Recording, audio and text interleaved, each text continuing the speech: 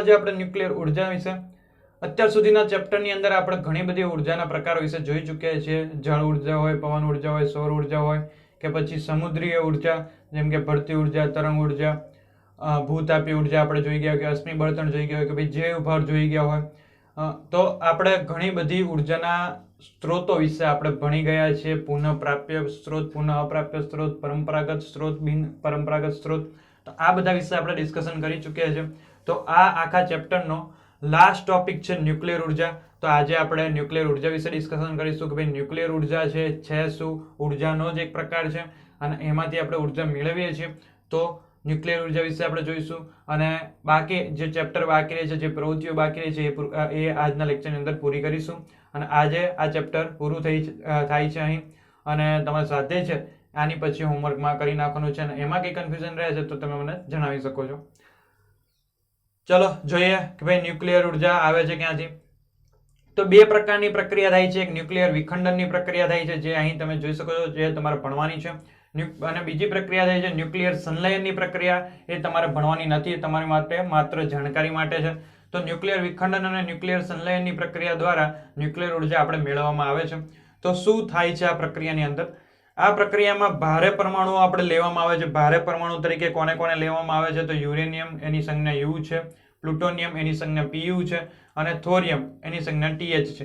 તો આ બધાના પરમાણુ ક્રમાંક 92, 95 એવા છે. તો મતલબ કે આ કણો કેવા છે? ભારે પરમાણુઓ છે. આ બધા પરમાણુઓ ભારે છે અને એના ન્યુક્લિયસ ઉપર ઓછી ઉર્જા ધરાવતા ન્યુટ્રોન N0 આપણે ખબર છે, પ્રોટોન, ન્યુટ્રોન, ઇલેક્ટ્રોન આપણે ઓળખીએ છીએ. તો ન્યુટ્રોનનો મારો કરવામાં આવે છે કે આ જે યુરેનિયમ છે એમના ન્યુક્લિયસ ઉપર શું કરવામાં આવે છે? ન્યુટ્રોનનો મારો કરવામાં આવે છે. હવે આપણે યુરેનિયમ કેવું છે, પ્લુટોનિયમ કેવું છે અને થોરિયમ કેવું છે આપણે ચિત્રમાં જોઈ શકીએ છીએ કે આ શું છે? યુરેનિયમ છે, આ પ્લુટોનિયમ છે અને આ થોરિયમ છે. અને એની ઉપર શું કરવામાં આવે છે કે ધારો કે અહીં એક્ઝામ્પલ આપેલું છે કે યુરેનિયમ ઉપર એના ન્યુક્લિયસ ઉપર આ જે વ્હાઇટ ભાગ છે, ન્યુક્લિયસ છે, એની ઉપર ન્યુટ્રોનનો મારો કરવામાં આવે છે અને એના કારણે વિખંડનની પ્રક્રિયા થાય છે. નાના નાના શું થાય છે કે નાના નાના કણોમાં વિભાજિત થાય છે અને મોટા પ્રમાણમાં ઉર્જા ઉત્પન્ન થાય છે. અહીં પ્લસ એનર્જી આપણે લખેલું છે. તો ન્યુટ્રોનનો યુરેનિયમ ઉપર મારો કરવામાં આવે, એના ન્યુક્લિયસ ઉપર મારો કરવામાં આવે તો વિખંડનની પ્રક્રિયા થાય છે. તો આ શું થાય કે ન્યુક્લિયર વિખંડનની પ્રક્રિયા. તો એની અંદર કોણ કોણ આવશે? તો યુરેનિયમ, થોરિયમ, પ્લુટોનિયમ. તો આપણે જોઈ શકીએ છીએ કે યુરેનિયમ, પ્લુટોનિયમ અને આ થોરિયમ છે. હવે આગળ તો આમાં શું થાય છે કે ભાઈ એનો મારો ચલાવીને હલકા ન્યુક્લિયસના વિભાજન કરવાની ક્રિયાને ન્યુક્લિયર વિખંડનની ક્રિયા કહેવાય છે. વિખંડન એટલે કે વિભાજન કરવું. તો આપણે જોયું હતું કે ભાઈ એક જ શું થતું હતું? ન્યુટ્રોનનો મારો કરતા ઘણા બધા યુરેનિયમના ઘણા બધા ભાગમાં વિખંડન થતું હતું. તો ન્યુક્લિયર વિખંડન થઈ ગયું. આ ક્રિયા દરમિયાન ખૂબ જ વિપુલ માત્રામાં ઉર્જા મુક્ત થાય છે. જે આપણે એનર્જી જોયું આપણે એ ખૂબ વધારે ઉર્જા મુક્ત થાય છે. હવે એમાં હોય છે કેવું કે ન્યુક્લિયસનું દળ વધારે હોય અને તેની નિપજના દળના સરવાળો ઓછો થતો હોય ત્યારે જ આ ક્રિયા થાય છે. મતલબ કે આપણે અહીં જોઈએ કે આપણી પ્રક્રિયકની અંદર આપણે ન્યુક્લિયસ ઉપર પ્રક્રિયા કરીએ છીએ અને નિપજમાં આપણને આ બધી વસ્તુ મળે છે. તો એવું થવું જોઈએ કે જે નિપજ છે એનું દળ પ્રક્રિયક છે. આ પ્રક્રિયા યુરેનિયમનું ન્યુક્લિયસ છે એ પ્રક્રિયક છે. આ પ્રક્રિયકનું દળ છે એ ન્યુક્લિયસના દળ કરતા, એટલે કે નિપજના દળ કરતા આ પ્રક્રિયકનું દળ એ નિપજના દળ કરતા કેવું થવું જોઈએ? વધારે થવું જોઈએ. આ વધારે હોવું જોઈએ, આ ઓછું મળવું જોઈએ. આપણને નિપજનું દળ ઓછું મળશે તો જે બાકી રહેલું છે દળ, દ્રવ્ય સંચયનો નિયમ આપણે કહીએ કે દ્રવ્ય સંચયના નિયમમાં શું હોય કે ભાઈ પ્રક્રિયકનું દળ અને નિપજનું દળ કેવું હોવું જોઈએ? સેમ હોવું જોઈએ. પણ અહીં આપણે શું કીધું કે ભાઈ પ્રક્રિયકનું જે ન્યુક્લિયસ છે, યુરેનિયમનું ન્યુક્લિયસ છે, એનું દળ વધારે હોય છે, ત્યારે નિપજમાં જે દળ મળે છે એનું કેવું હોય છે? ઓછું હોય છે. કેમ કે જે બાકીનું દળ છે એ કયા સ્વરૂપે બહાર નીકળે છે? એનર્જી સ્વરૂપે, ઉર્જા સ્વરૂપે. એટલે કે જો આવું હોય, આ બંનેના દળ વચ્ચે, પ્રક્રિયકના દળ વચ્ચે અને નિપજના દળ વચ્ચે જે તફાવત સર્જાય છે અને એ તફાવતના કારણે જ જે બાકી જે તફાવત પૂરો કરવા માટે શું હોય છે? ઉર્જા શું થાય છે? મુક્ત થાય છે. તો અહીં એની વાત કરેલી છે કે ન્યુક્લિયસનું દળ વધારે હોય છે, જ્યારે નિપજમાં જે દળનો સરવાળો થતો હોય છે એ કેવો થતો હોય છે? ઓછો થતો હોય છે. ત્યારે જ આ ન્યુક્લિયર વિખંડનની ક્રિયા થાય છે અને જે તફાવત છે પૂરો કરવા માટે બાકીની જે ઉર્જા છે એ મુક્ત થાય છે. યુરેનિયમના એક પરમાણુના વિખંડન દરમિયાન ખૂબ જ પ્રમાણમાં ઉર્જા મળે છે. એનો અનુમાન આપણે અહીંથી જ લગાવી શકીએ કે ભાઈ યુરેનિયમનું એક પરમાણુનું વિખંડન દરમિયાન મળતી ઉર્જા જેટલી હોય છે એ જ વસ્તુ આપણે કોલસાના એક કાર્બન પરમાણુના દહનથી મળતી ઉર્જા કરતા 1 કરોડ ગણી વધારે હોય છે, એટલે કે 10 મિલિયન ગણી વધારે હોય છે. કે આપણે એક બાજુ કોલસાનો એક કાર્બન પરમાણુનું દહન કરીએ અને બીજી બાજુ આપણે ન્યુક્લિયર વિખંડનમાં યુરેનિયમના એક પરમાણુના વિખંડનથી આપણે ઉર્જા મેળવીએ તો એ જે કોલસાના કાર્બન પરમાણુમાંથી ઉર્જા મેળવી હશે એના કરતાં 1 કરોડ ગણી વધારે હશે ઉર્જા. એટલે એની પરથી અનુમાન લગાવી શકીએ છીએ કે ભાઈ ન્યુક્લિયર વિખંડનમાં યુરેનિયમના વિખંડનથી કેટલી ઉર્જા પ્રાપ્ત થતી હશે, વિપુલ માત્રામાં ઉર્જા પ્રાપ્ત થતી હશે. આગળ વાત કરીએ કે ન્યુક્લિયર રિએક્ટરમાં જે આ પ્રક્રિયા થાય છે એ કેમાં થાય છે? ન્યુક્લિયર રિએક્ટરમાં થાય છે. તો ન્યુક્લિયર રિએક્ટરની અંદર વિખંડન પ્રક્રિયા દ્વારા મુક્ત થતી ઉર્જા, તો એનો ઉપયોગ ક્યાં ક્યાં થાય છે? તો પહેલા એને શરૂઆતમાં વરાળ ઉત્પન્ન કરવા માટે થાય છે અને પછી એના પછી વિદ્યુતના ઉત્પાદન માટે થાય છે. એટલે બે રીતે ઉપયોગ કરી શકાય છે કે આ જે ઉર્જા પ્રાપ્ત થાય છે આપણને ન્યુક્લિયર વિખંડનની પ્રક્રિયા ન્યુક્લિયર રિએક્ટરમાં થાય છે અને આ પ્રક્રિયા દરમિયાન શું થાય છે કે જે ઉર્જા મળે છે એનો ઉપયોગ પહેલા શેમાં કરવામાં આવે છે કે વરાળ ઉત્પન્ન કરવા માટે કરવામાં આવે છે અને ત્યારબાદ વિદ્યુતના ઉત્પાદન માટે કરવામાં આવે છે. આગળ આપણે જોઈએ ન્યુક્લિયર પાવર જનરેટર. એના ભય સ્થાનો કે ભાઈ આ જેટલી વધારે ઉર્જા ઉત્પન્ન કરે છે એટલું જ એમાં ડર પણ છે, એક ભય પણ છે. તો એ ભય શેનો છે? તો ન્યુક્લિયર ઇંધણનો ઉપયોગ કરી દીધો આપણે, યુરેનિયમનો, થોરિયમનો, પ્લુટોનિયમનો ઉપયોગ કરી નાખ્યો છે આપણે, પણ ત્યારબાદ એનો સંગ્રહ કરવાની વાત આવે કે પછી એનો નિકાલ કરવાની વાત આવે ત્યારે ઉપયોગ થઈ ગયા બાદ એનો સંગ્રહ કરવો કે નિકાલ કરવો એ ખૂબ જ મુશ્કેલ છે, ભયજનક છે. એમાં ડર રહેલો છે. શેનો ડર? કે ભાઈ આ ઈંધણ છે એમાં રહેલા યુરેનિયમ છે એ હાનિકારક વિકિરણોનું ઉત્સર્જન કરે છે. તો આ યુરેનિયમ છે એ હાનિકારક વિકિરણોનું ઉત્સર્જન કરે છે, તો એને જમીન ઉપર આપણે રાખીએ કે પછી કંઈક બાળીએ તો એનાથી એનો શું થાય છે? નિકાલ થશે નહીં. કે પછી સંગ્રહ કરવો હોય તો જમીન ઉપર સંગ્રહ કરી શકીશું નહીં. એની માટે આપણે શું કરવું પડે છે? અને જમીનમાં ઊંડે દાટવું પડે છે કે ભાઈ એના વિકિરણો પહોંચી ના શકે આપણી સુધી, નહીંતર એ શું થશે? હાનિકારક અસરો ફેલાવશે. તો આ એક ભય સ્થાન છે કે ભાઈ શું છે? એનો ઈંધણનો ઉપયોગ કર્યા બાદ એનો સંગ્રહ કરવો હોય કે પછી એનો નિકાલ કરવો હોય તો એ શું છે? મુશ્કેલ છે, કેમ કે વિકિરણોનું ઉત્સર્જન કરે છે. એટલે જો સંગ્રહ કે નિકાલ યોગ્ય રીતે ન કરવામાં આવે તો પર્યાવરણને પ્રદૂષિત કરે છે. જો અહીં વાત કરીએ એમ જ કે ભાઈ એનો નિકાલ માટે આપણે જ્યાં ત્યાં એને ફેંકી દઈએ, યુરેનિયમને જ્યાં ત્યાં ફેંકી દઈએ તો એ શું કરશે? હાનિકારક વિકિરણોનું ઉત્સર્જન કરશે અને પર્યાવરણને પ્રદૂષિત કરે છે. અને ન્યુક્લિયર રિએક્ટર કે જ્યાં ન્યુક્લિયર વિખંડનની પ્રક્રિયા થાય છે ત્યાં આકસ્મિક વિકિરણો વિખરાવાનો પણ ભય રહેલો છે. કે આ પ્રક્રિયા જ્યારે થતી હોય ન્યુક્લિયર વિખંડનની પ્રક્રિયા ત્યારે પણ શું થાય છે કે એ વિકિરણો છે એ વિખેરાતા હોય તો એ પણ બહાર નીકળી જવાનો પણ ભય રહે છે કે ભાઈ એને એવા ચોક્કસ સેફટી વાળા પ્લેસ ઉપર કરવું પડે, કોઈ શું કહેવાય સેફ જગ્યા ઉપર કરવું પડે. તો ન્યુક્લિયર રિએક્ટરમાંથી જ્યારે આકસ્મિક કિરણો વિખેરવાનો પણ ભય રહેલો છે. બીજું કે આ ન્યુક્લિયર ઉર્જા છે એનો શસ્ત્ર સ્વરૂપે ઉપયોગ થવાનો પણ ભય રહેલો છે કે ભાઈ એ વિનાશક હેતુ તરીકે ઉપયોગ થવાનો પણ ભય રહેલો છે. કે તો આપણે જોઈએ છે કે ન્યુક્લિયર બોમ્બ આપણે કહીએ છીએ, પરમાણુ બોમ્બ આપણે કહીએ છીએ, તો આ હિરોશીમા નાગાસાકી ઉપર આપણે અમેરિકાએ જ્યારે બોમ્બ ફેંક્યો હતો તો આપણને ખ્યાલ છે કે ભાઈ એ શું છે? વિનાશક હેતુ માટે ઉપયોગ થયેલો છે. તો આ ન્યુક્લિયર ઉર્જાનો શસ્ત્ર સ્વરૂપે વિનાશક હેતુ માટે પણ ઉપયોગ થઈ શકે છે. તે પણ એક ભય રહેલો છે.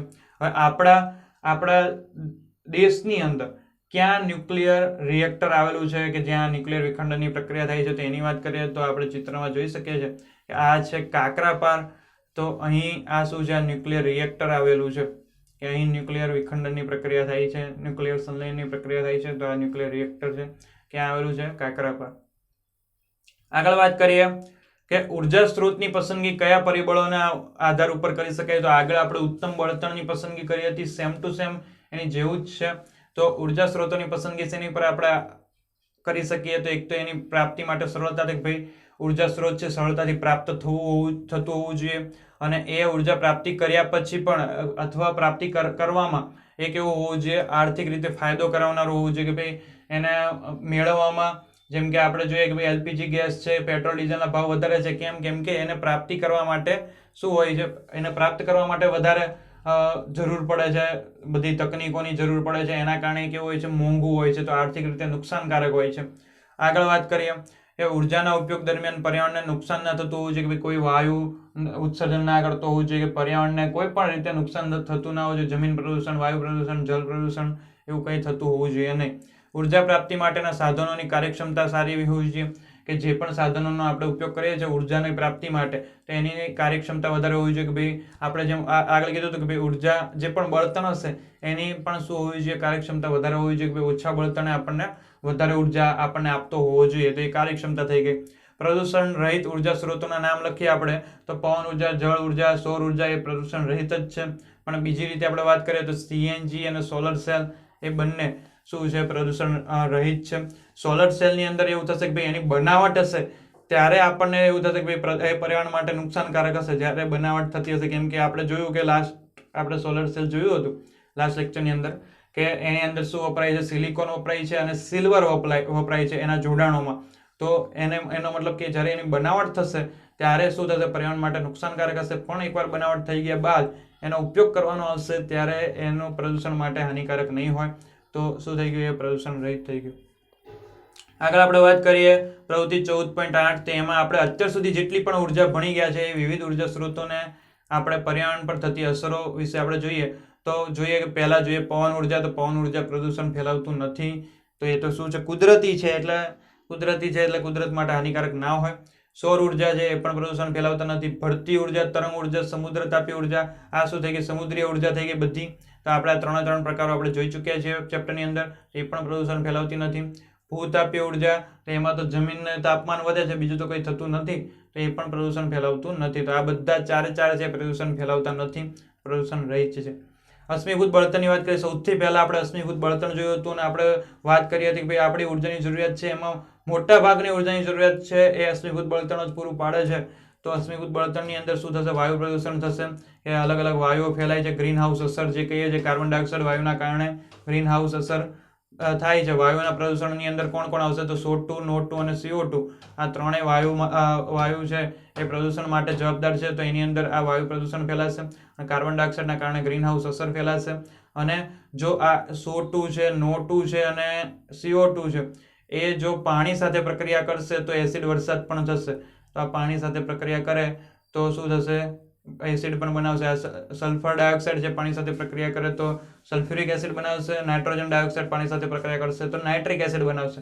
તો એ બધી એસિડ બનાવીને એસિડ વરસાદ પણ કરશે. તો આ શું છે, એ કેવું છે, પર્યાવરણ માટે નુકસાનકારક છે. એની પછી જોઈએ thermal power plant. Thermal power પ્લાન્ટની અંદર શું થાય છે કે આપણે પાણીને બાષ્પ સ્વરૂપે આપણે ઉપયોગ કરીએ છીએ. તો એ પાણીનો ઉપયોગ કરીએ છીએ તો જલ પ્રદૂષણ ફેલાવાની શક્યતા છે. અને બાષ્પ સ્વરૂપે આપણે શું કરે છે, વરાળ બનાવડાવી દઈએ છીએ. તો વરાળના કારણે શું થાય છે, વાયુ પ્રદૂષણ પણ ફેલાય છે. એની પછી જળ વિદ્યુત માટે. તો જળ વિદ્યુત માટે આપણે મોટી સંખ્યામાં આપણે જમીન જોઈએ છીએ. તો જમીનનું પ્રદૂષણ, કૃષિલાયક જમીનનો આપણે નાશ કરી દઈએ છીએ તો જમીનનું પ્રદૂષણ થાય છે. અને બીજું કે એ જે જગ્યાએ હશે ત્યાં નિવસન તંત્રનો સંપૂર્ણ નાશ થઈ જાય છે. મોટા મોટા નિવસન તંત્ર નાશ પામી જાય છે. જળ વિદ્યુત માટે જળ વિદ્યુત એ નુકસાનકારક છે. પવન ઉર્જામાં પણ આપણે કહી શકીએ મોટા પાયે આપણે જમીન તો જોઈએ જ છે એની અંદર પણ, તો એ પણ એવું થઈ જાય છે. જૈવ ભારની વાત કરીએ તો જૈવ ભારની અંદર આપણે કોનો વાત કરી હતી, આપણે લાકડાની વાત કરી હતી, છાણાની વાત કરી હતી. તો એ શું છે કે આની અંદર શું થાય, જૈવ ભારની અંદર હવાનું પ્રદૂષણ થાય છે. કે એને જ્યારે આપણે શું કરીશું કે જ્યારે એનું દહન કરીશું, લાકડાનું દહન કરીએ છીએ તેની અંદર શું થાય છે કે વાયુ પ્રદૂષણ ફેલાય છે, હવાનું પ્રદૂષણ ફેલાય છે. ન્યુક્લિયર ઉર્જા. તો ન્યુક્લિયર ઉર્જાની તો વાત હમણાં જ કરી ચૂક્યા છીએ. તો એની અંદર શું થાય છે કે રેડિયો એક્ટિવ પ્રદૂષણ થાય છે. કે ભાઈ એ શું થાય છે કે એનો નિકાલ કરવો સરળ નથી, એનો સંગ્રહ કરવો સરળ નથી. તો એ શું થાય છે કે એ વિકિરણોનું ઉત્સર્જન કરે છે. એટલા માટે એ શું થાય છે કે ભાઈ રેડિયો એક્ટિવ પ્રદૂષણ ફેલાવવાનું કામ કરે છે. તો ન્યુક્લિયર ઉર્જા થઈ ગઈ.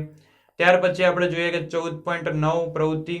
એની અંદર શું છે કે નીચેની સમસ્યા ઉપર ચર્ચા કરવી, કે કેટલીક સમસ્યા આપણને આપી છે અને આપણને કીધું છે કે ભાઈ એની અંદર કઈ ચિંતા કરવાની જરૂર છે, હા કે ના. અને જો ચિંતા કરવાની જરૂર છે તો કેમ, અને ના નથી તો કેમ.